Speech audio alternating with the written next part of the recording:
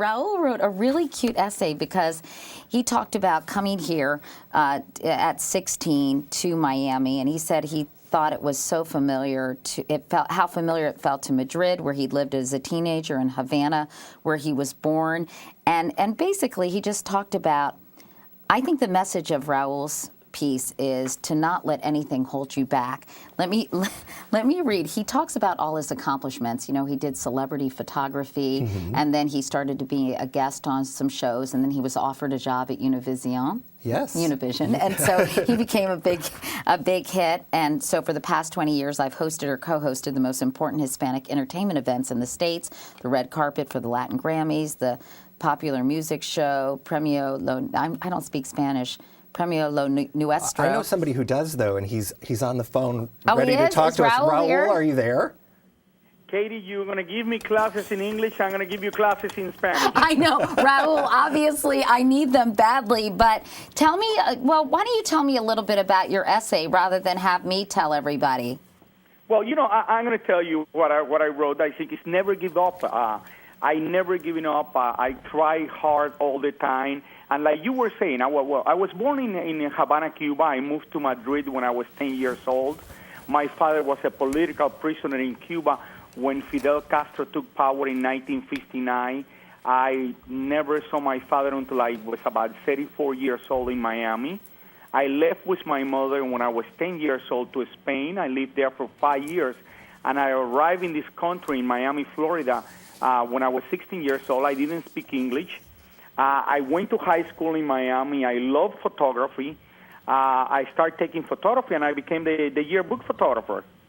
Later on, I loved professional wrestling, and I went to the wrestling matches. I started taking pictures. I love photography so much that I went to school for that. I went to college for 4 years. And I became a photographer for the Associated Press. You were talking about celebrities, but way before that, I was taking news pictures and covering major events like riots in Miami, problems in Haiti, in Central America with the Contras, even problems in the late 80s with Noriega in Panama. I went with the Americans when they went an invasion of Panama as a photographer. But then, Raul, you shifted to celebrities with the advent of Miami Vice, which I had to laugh because I was a local reporter in Miami when that show started, and I used to go to the set and be so excited to see Don Johnson, and normally it would just be his extras standing around. But after you talk about, Raul, all your accomplishments, I just want to read the last couple of paragraphs because it's so cute and self-deprecating. After you talk about you say now the celebrity photographers follow me because, as I said, you started taking pictures of celebrities and then hosting your own show. But you say, who would have thought all this was possible for a guy who weighs close to 300 pounds? Since I was a kid, I've always been on the heavy side. By the time I turned 7, I was a chubby little boy, but that didn't stop me from playing sports or feeling good about myself.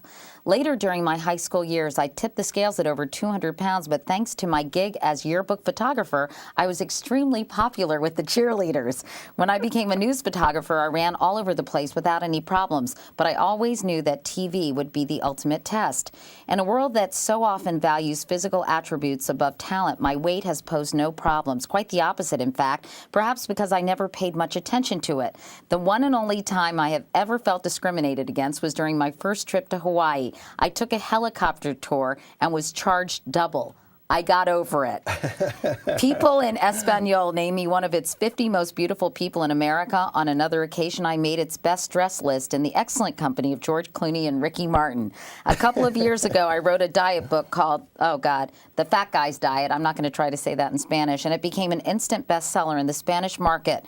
Not bad for a guy most people know as El Gordo. You know, I'm curious, Raul, in a society and a culture where there is so much pressure to conform to societal standards of beauty or attractiveness, how were you able to not really worry about the fact that maybe you didn't look like, you know, the ideal television personality, if you will? Well, that is true. You know what? I never expected to work on TV, and I've been working on TV now for 21 years. I've been working in Univision now. I used to work at Telemundo also. And when I came to television about 21 years ago, I never went to my mind, oh, you're fat, you're this, you don't have the perfect body. People complain all the time oh, they're not gonna, a lot of the models, they're trying to lose weight. They don't want to weigh more than 105 pounds and all that. This never went to my mind since I started working on TV. They start calling me a gordo. And actually, when I start working on TV, I weighed 374 pounds. Wow. Right now, I'm weighing about 290 pounds, and really, I never felt discriminated. And like you mentioned on what I wrote, the only time that I was discriminated was when I went to Hawaii and I have to pay, 2 seats in the helicopter. Well, I think your essay's great, and I really appreciate you participating in the book, Raul, and I think you add a lot, and thank you so much for doing that, and thanks for calling in and talking to us for a little bit. Oh, thank you very much, and just watch El Gordo y la Flaca every afternoon on Univision, and then that way, next time we'll talk, we'll do it in Spanish. Oh, I think How you need about to. that? We need Thank to. you, Katie, and good luck with the book. Thank you. All the best. I need to get the Rosetta Stone stat, Raul. But thank you so much. Thanks, Raul. Okay, thank you. See you later.